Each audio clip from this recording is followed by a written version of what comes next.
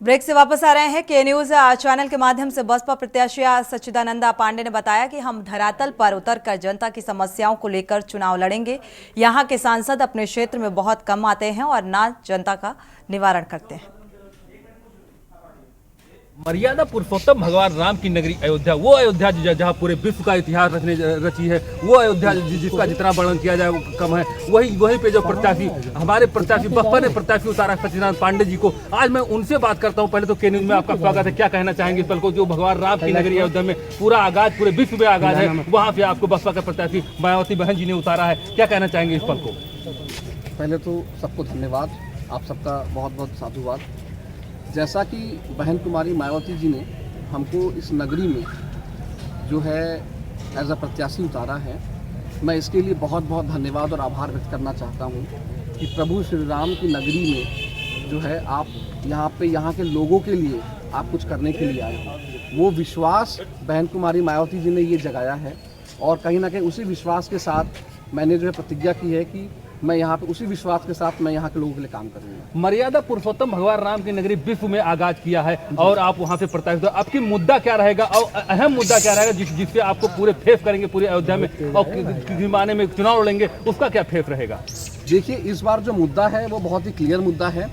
इस बार हम यहाँ की जो मूलभूत चीज़ें हैं, जैसे यहाँ की हेल्थ व्यवस्था हो गई, यहाँ की शिक्षा व्यवस्था हो गई, यहाँ पे जो रूरल डेवलपमेंट की व्यवस्था हो गई, नगर विकास की व्यवस्था हो गई, तो ये सारे जो यहाँ के जो बेसिक चीज़ें हैं उसके ऊपर इस बार का यहाँ पे चुनाव लड़ेंगे।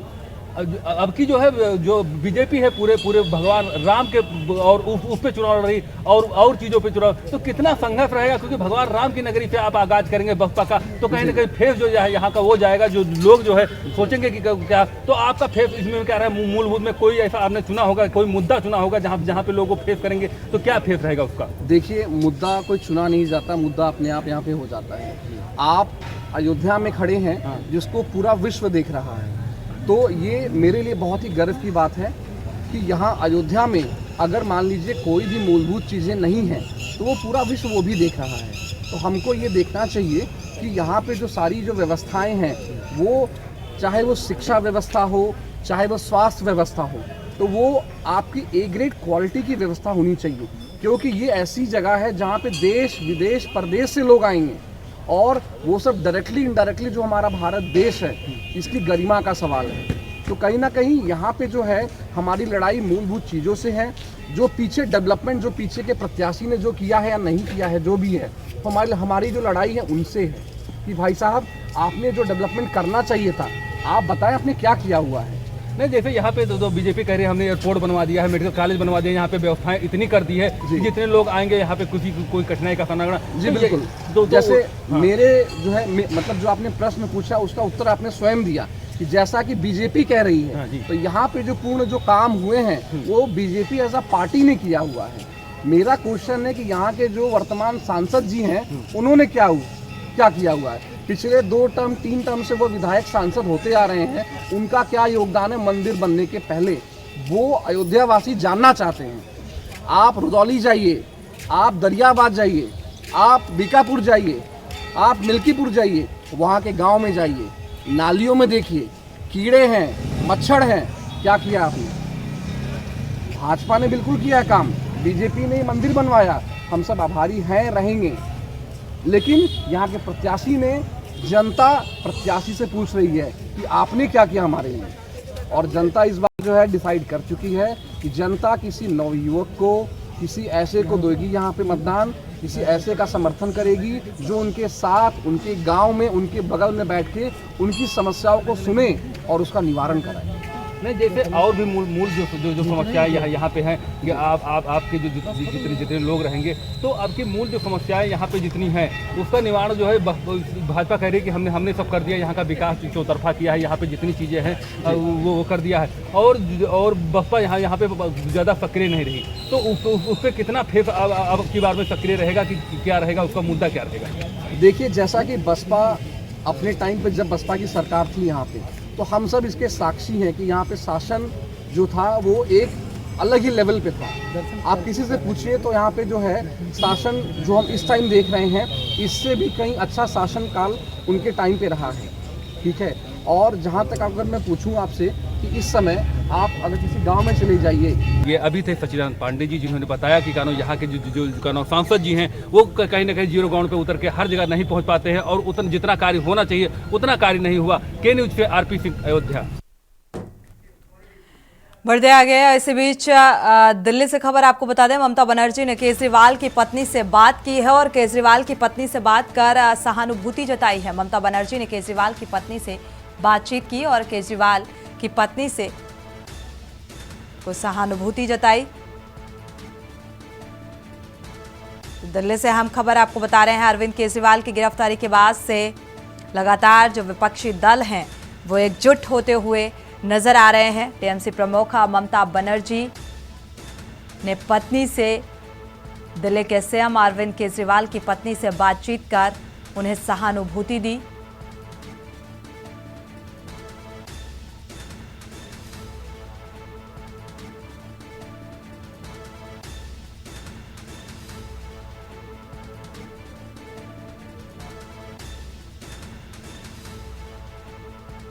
तो अहम खबर आपको बता दें, अरविंद केजरीवाल की गिरफ्तारी के बाद से जो विपक्षी दल हैं वो एकजुट होते हुए नजर आ रहे हैं और इसी कड़ी में टीएमसी प्रमुख ममता बनर्जी ने भी अरविंद केजरीवाल की पत्नी से बातचीत की और सहानुभूति जताई।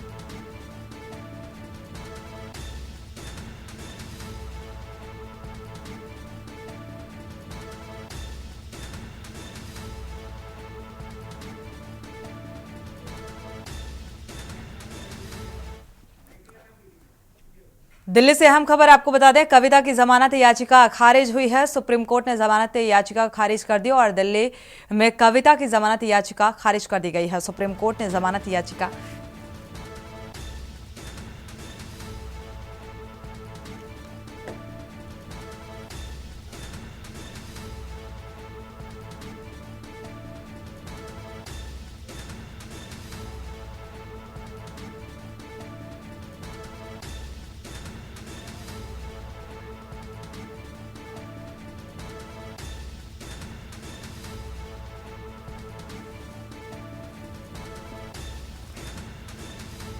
क्योंकि कविता की गिरफ्तारी के बाद फिलहाल ये याचिका खारिज की गई है।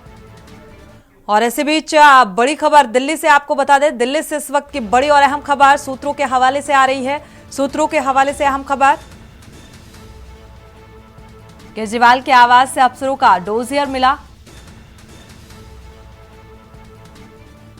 तो ईडी के ज्वाइंट डायरेक्टर लेवल के अफसरों के दस्तावेज भी पाए गए हैं।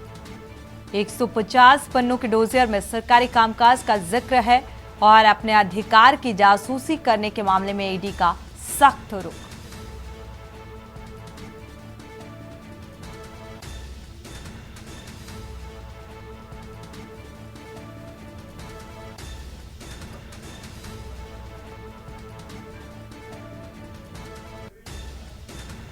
प्रवीण गुप्ता ऐसी खबर पर जुड़े हुए हैं। प्रवीण, क्या जानकारी इस संबंध में? प्रवीण, आपको आवाज मिल पा रही है? केजरीवाल के आवास से अफसरों का डोजियर पाया गया है,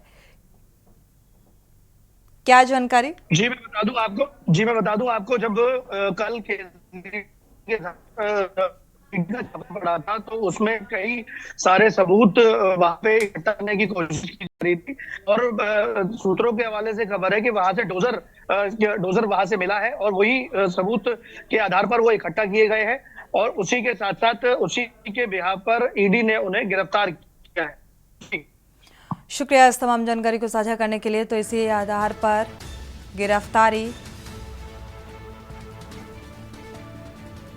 तो सूत्रों के हवाले से अहम खबर सामने आ रही है। दिल्ली से बड़ी खबर आपको बता रहे हैं और इसी के आधार पर केजरीवाल के आवास से अफसरों का जो डोजियर पाया गया, इसी के आधार पर ईडी ने गिरफ्तारी की।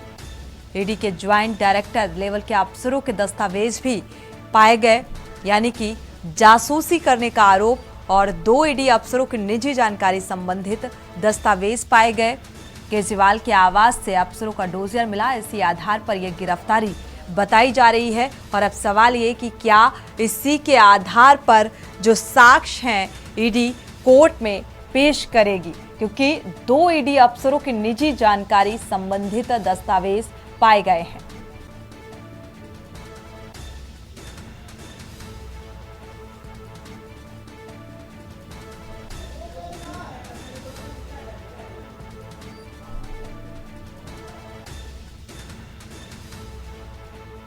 क्योंकि एक के बाद एक जिस तरीके से गिरफ्तारी हुई और उसके बाद से ही ईडी के कार्यशैली को लेकर सवाल आम आदमी पार्टी की तरफ से उठाए जाते रहे हैं और 2 ईडी अधिकारियों की निजी जो जानकारी है उससे रिलेटेड जो दस्तावेज हैं वो पाए गए हैं और ये कहा जा रहा है कि इसी आधार पर ये गिरफ्तारी की गई है।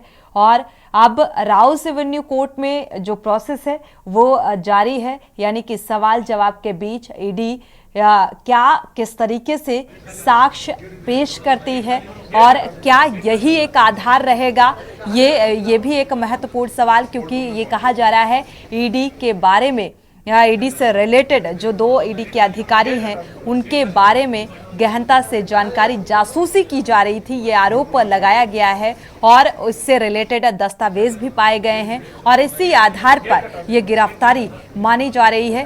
तो क्या इन्हीं साक्ष्यों के आधार पर अब कोर्ट में ये साक्ष्य ईडी की तरफ से पेश किए जाएंगे, क्योंकि राउस एवेन्यू कोर्ट की ये तस्वीरें और राउस एवेन्यू कोर्ट में जो कार्रवाई का सिलसिला है वो भी जारी है। अब से कुछ ही देर बाद वो तस्वीर भी सामने आएगी जब क्या कुछ कोर्ट का फैसला होगा, क्योंकि ईडी की तरफ से 10 दिन की रिमांड मांगी गई है और रिमांड अगर मिलती है तो उसके आगे की तस्वीर यानी कि क्या कुछ होने वाली है, क्योंकि कई सवाल और कई जवाब, कई आरोप निकलकर सामने आने वाले हैं।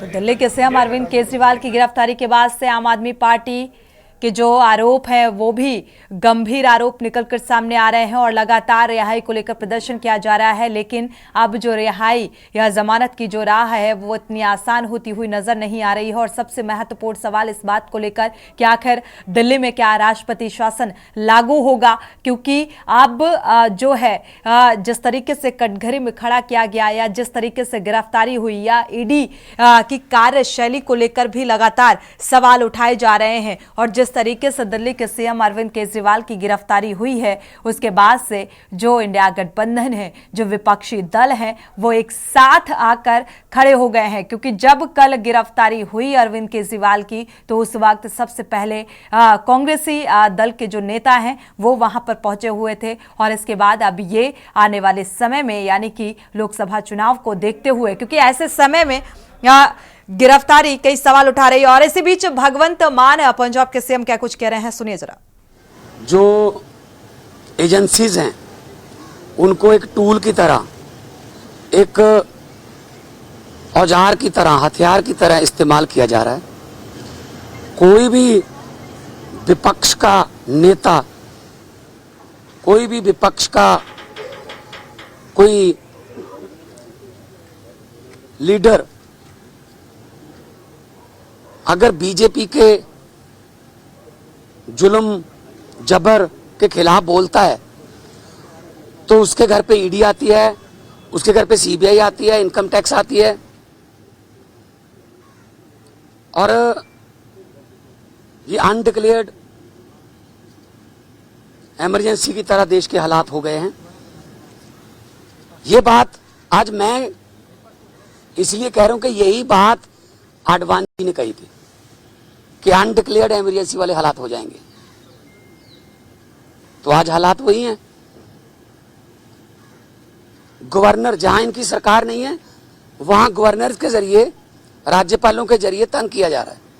मैं भी उसका पीड़ित हूं। एक केरला के मुख्यमंत्री अभी जंतर मंतर पर आके गए, तमिलनाडु के मुख्यमंत्री अपने गवर्नर से तंग है, उनका गवर्नर भाषण ही नहीं पढ़ता, उनका लिखा हुआ विधानसभा में जो पढ़ना होता है बजट सेशन में। ममता दीदी को हर रोज तंग किया जा रहा है। हेमंत सोरेन को गिरफ्तार कर लिया। दिल्ली में अरविंद केजरीवाल साहब को जब भी कोई काम करते हैं एलजी टांग अड़ाता बीच में। सुप्रीम कोर्ट के जरिए सरकार चलानी पड़ रही है।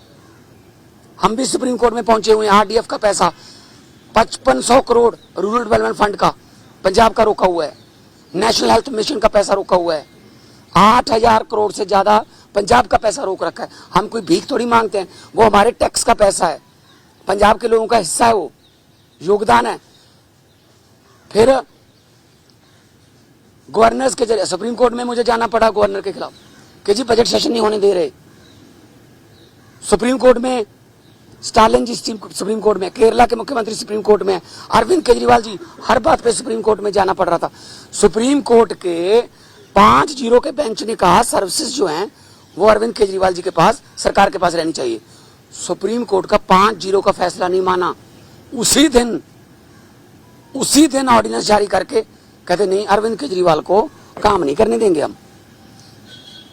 क्या अस्पताल बनाने वाला, आज दिल्ली में अस्पताल बनाने वाला जिसने पूरे देश में हेल्थ क्रांति लेके आई, पैरासीटामोल की छोटी सी टैबलेट से लेके 40-50 लाख जो टेस्ट है फ्री हैं। आप लोग भी जाते होंगे, आपके रिश्तेदार, भगवान ना करे कोई ऐसी बीमारी हो। अस्पताल बनाने वाला जेल के अंदर सत्येंद्र जैन, दिल्ली में स्कूल बनाने वाला जिसने लाखों बच्चे, गरीबों के बच्चे नीट, MBBS, IIT में जाने योग्य कर दिए, मनीष सिसोदिया जेल के अंदर है। राज्यसभा में मोदी जी के खिलाफ उठ के बोलने वाला संजय सिंह अंदर है। अभी अरविंद केजरीवाल साहब को ले गए। मतलब मुझे समझ नहीं आती कि देश में लोकतंत्र है कहां है। टीवी पत्रकार कोई अगर ऐसी रिपोर्टिंग कर दे, पत्रकार को पकड़ के लेके जाते हैं। कोई यूट्यूबर के बारे में, कोई यूट्यूब वाला कोई बोल दे कुछ, उसके लिए कानून लेके आए, ये आपका कंटेंट जो है ये भड़काऊ है, हेट स्पीच माना जाएगा इसको। सबसे ज्यादा हेट स्पीच कौन देता है देश में? सबसे ज्यादा हेट स्पीच बीजेपी वाले देते हैं। गोली मारो, ये आतंकवादी हैं, इनको वोट दोगे तो आपके घरों में आएंगे। मतलब ये हेट स्पीच तो ये है ना। हम तो काम की राजनीति करते हैं, हम नाम की राजनीति नहीं करते। मैं पंजाब का 2 साल हो गए मुख्यमंत्री बने हुए, 2 साल में 43,000 सरकारी नौकरी देके आपके सामने खड़ा हूं। 2 साल में हमने 829 आम आदमी क्लिनिक बना दिए, 1.25 करोड़ से ज्यादा लोग वहां पे आके दवाई लेके ठीक होके चले गए। क्या ये काम नहीं करनी चाहिए हमें? वो आम आदमी क्लिनिक को बंद करने के लिए नेशनल हेल्थ मिशन का पैसा रोक रखा है, ये ना बनाओ जी। फिर 26 जनवरी की परेड में पंजाब की झांकी नहीं हुई, क्यों जी? आजादी में 80% योगदान हमारे बुजुर्गों का, हमारे पुरखों ने कुर्बानियां दी, और 15 अगस्त और 26 जनवरी आप पंजाब के बिना मना लोगे? कैसे मना लोगे? How dare you are. किसने, वो होते कौन है? शहीद भगत सिंह की झांकी को, जिसमें शहीद भगत सिंह, करतार सिंह सराभा, लाला लाजपत राय, मदन लाल ढींगरा, जलियांवाला बाग का कांड, जिसमें वो थे झांकी में, उनको रिजेक्ट करने वाले ये कौन होते हैं? ये भगत सिंह से बड़े हो गए, जिन्होंने देश लेके दिया, अब उन्हीं के खिलाफ कर रहे हैं। मुझे तो ये शक है, अगर इनका बस चले तो ये राष्ट्रीय गीत जन गण मन से पंजाब का नाम निकाल देंगे। अगर इनका बस चले तो इतनी नफरत करते हैं ये पंजाब को। और पंजाब वो है जो पूरे देश का पेट भी पालता है। 532 किलोमीटर हमारा बॉर्डर है पाकिस्तान के साथ। हमारे बेटे आज कारगिल से लेके पंजाब के लड़के खड़े हैं सीना तान के। कोई भी दुश्मन की तरफ से कोई गोली आती है, सबसे पहले पंजाबियों का सीना है। तो ये इतना हमें नफरत करते हैं। अब अरविंद केजरीवाल ने क्या किया? हम कहते रहे कि ये गिरफ्तार करेंगे, बहाना ढूंढ रहे हैं। मुझे ये बता दीजिए टाइमिंग क्या है? ये क्या चाहते हैं? विपक्ष का कोई भी नेता इस इलेक्शन में चुनाव प्रचार ना कर पाए, ये इलेक्शन छीनना चाहते हैं। 3 दिन पहले रशिया में क्या हुआ? 88% वोट पुतिन। 2030 तक, आगे 40 तक भी जाएगा। और जो 12% है वो खराब हुई वोट है, उनके खिलाफ नहीं वोट डाल सकता कोई। तो ये भी तो पुतिन के रास्ते पर ही चल रहे हैं। फिर ये डिक्टेटरशिप है। आप रात को 8 बजे आ जाओ घर, 9 बजे तक सर्च करते रहो, उसके बाद ले जाओ, फिर देखते हैं बाद में रिमांड मांगेंगे, ये करेंगे वो करेंगे। अरे एक देशभक्त बंदा है वो। अगर पैसे कमाने होते, IRS ऑफिसर है Arvind Kejriwal, commissioner income tax का, उनकी पत्नी भी IRS commissioner, Indian revenue service में। पैसे कमाने होते तो अपनी अच्छी भली नौकरी क्यों छोड़ते? तो इनको यही लगता रहता है कि हमारी तरह सारे ही, देखो साधु को सभी लोग साधु लगते हैं, चोर को सब चोर लगते हैं। इनके इलेक्ट्रिक बॉन्ड का क्या हुआ? 8,000 करोड़ के आसपास जब इलेक्ट्रिक बॉन्ड निकले हैं, कहते वो तो चंदा है। अच्छा, अगर कोई अच्छे काम करे कहते नहीं तेरा धंधा है। अभी मैं परिवार से मिलके आया हूं, बेटा और बेटी हैं, आगे के एग्जाम देने हैं उन्होंने, किसी मिलने जाना है, कोई किताबें सिलेबस की, उनको बाहर नहीं निकलने दे रहे। रिश्तेदारों के फोन आ रहे हैं, ये पुलिस से परमिशन लेनी पड़ रही है कि सर प्लीज इनको भेज दो अंदर। नहीं जी, 2 बंदों को ही भेजेंगे, ये 4 हैं। हद है। बच्चों का क्या कसूर है जी? उनकी पत्नी का क्या कसूर है जी? तो ये सब कोई इनका किसी, मुझे ये बता दीजिए किसकी मानते हैं ये? सुप्रीम कोर्ट की मानते हैं? नहीं मानते। इलेक्शन कमीशन की मानते हैं? नहीं मानते। CBI की मानते हैं? नहीं मानते। नीति आयोग की मानते हैं? नहीं मानते। ये तो कमाल है, मतलब मैं ही मैं, हर जगह मैं ही मैं। सो ये बहुत ही निंदनीय है। आम आदमी पार्टी अब छोटी पार्टी नहीं है, 10 साल में राष्ट्रीय पार्टी बन गई। 10 साल में 2 राज्यों में हमारी सरकारें हैं, 10 हमारे राज्यसभा के मेंबर हैं, 1 हमारा लोकसभा का मेंबर है, 5 MLA हमारे गुजरात में हैं, 2 MLA हमारे गोवा में हैं, मध्य प्रदेश में सिंगरौली में हमारी मेयर है, और चंडीगढ़ का मेयर हमारा है। और वो तो पता होगा ना चंडीगढ़ का मेयर कैसे बना, फिर वो तो पता ही होगा ना कि ये डेमोक्रेसी है। फिर कैसे गिन रहा था वो? 36 वोट गिनने थे, 36 वोट गिनने थे, 36 वोट, कैमरे लगे हुए थे। कैसे गिन रहा था? ऐसे वोट देख के। जब सुप्रीम कोर्ट गए तो जस्टिस साहब ने कहा कि दिखाइए कहाँ है वोट। ये वो 8 के 8 वोट उन्होंने वैलिड करार दिए। और पहली बार हुआ है जुडिशियल हिस्ट्री में कि कोई मेयर का नाम सुप्रीम कोर्ट ने जारी कर दिया कि ये मेयर होगा। तो अगर 36 वोट में से 8 वोट खराब कर दिए, मतलब ऑलमोस्ट 25%। मुझे इस बात का कोई हैरानी या खुशी नहीं है कि हमारा मेयर बन गया। मुझे इस बात की बहुत चिंता है कि 36 वोट में से 8 खराब कर दिए। अभी 4 जून को 92 करोड़ वोट गिने जाएंगे, उनमें क्या करेंगे? ये वोट कहीं डलता है, जाता कहीं और है, जीतता कोई और है। ये इन्होंने इलेक्शन को ऐसे समझ रखा है जैसे बस अब हमारा ही काम है। हम कहते रहे, पिछली बार भी अरविंद केजरीवाल जी ने कहा था कि अगर ये आ गए ये संविधान बदल देंगे, और बाबा साहब का, डॉक्टर भीमराव अंबेडकर जी का संविधान बचाना है। अभी जो देश में चल रहा है पूरी दुनिया देख रही है, उसको सबको पता है। लेकिन ऐसे किसी पड़ोसी या किसी विदेशी राष्ट्रपति से कहलवा लेना कि you are the most famous prime minister of the world. और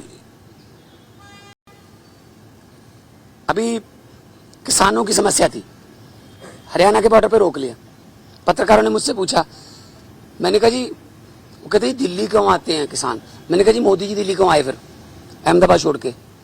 कहते जीत के आए हैं। मैंने कहा जो जहां जीत के आएंगे वो देश का राज करने के लिए, तो वहीं पे आएगा सारा देश, उनको दिल्ली क्यों नहीं आने देते? मैं लाहौर भेजूं उनको? लाहौर से ज्यादा तारें लगा दी थी, लाहौर वाले बॉर्डर पे पाकिस्तान ने तार नहीं लगाई हुई, हमारे वालों ने लगाई हुई है, उनको क्या जरूरत है? कहते अपनी तरफ लगा लो। तो ये किसानों की समस्या तो हल नहीं करते। टीवी पे ऐड आती है, पापा यूक्रेन और रशिया का युद्ध रुकवा दिया मोदी जी ने। अच्छा, आप उनके युद्ध रुकवा सकते हो, अपने किसानों से बात नहीं कर सकते 200 किलोमीटर? कमाल है, हद है यार। ये डेमोक्रेसी नहीं है। मैं आपके जरिए आपके टीवी कैमरों के जरिए करोड़ों लोगों को जो कहना चाहता हूं, आम आदमी पार्टी जो है वो चट्टान की तरह अरविंद केजरीवाल जी के साथ खड़ी है। अरविंद केजरीवाल को तो गिरफ्तार कर लोगे, उसकी सोच को कैसे गिरफ्तार करोगे? अरविंद केजरीवाल एक व्यक्ति नहीं है, अरविंद केजरीवाल एक सोच है। हम चट्टान की तरह उनके साथ, मैं भी अपना काम छोड़ के आया उनके लिए। उन्होंने जब दिया न्योता पूरे देश को कि अच्छी राजनीति करने के लिए मुझे अच्छे बंदे चाहिए, तो मेरे जैसे लोग, अगर मैं आर्टिस्ट था, फेमस आर्टिस्ट था, मुझे क्या जरूरत थी? मुझे भी बीच बीच में गालियां देते रहते हैं, बीजेपी वाले गालियां देते रहे, कांग्रेस। मतलब असल में क्या है, इनको दुख इस बात का है कि आम घरों से बेटे बेटियां जीत कर हमारी कुर्सियों पर क्यों बैठ गए, ये पंगा है। तो ये दर्द बयां पंजाब के सीएम मान का, जिस तरीके से तमाम अहम बातों का जिक्र करते आए और उन्होंने साफ तौर पर कहा कि अब लोकतंत्र की हत्या की जा रही है, संविधान खतरे में है, सुप्रीम कोर्ट के जरिए सरकार चलाने की नौबत आ पड़ी है और हम भी उसी कैटेगरी में हैं, हम भी उसी चीज़ का शिकार हैं। ये तमाम अहम सवाल, और ऐसे में लोकसभा चुनाव में क्या कुछ स्थिति होगी, ये फिलहाल देखना होगा। इसी के साथ बुलेटिन में फिलहाल बस इतना ही। आगे खबरों के लिए आप देखते रहिए के न्यूज़ इंडिया। आप देख रहे हैं के न्यूज़, खबरों का सारथी।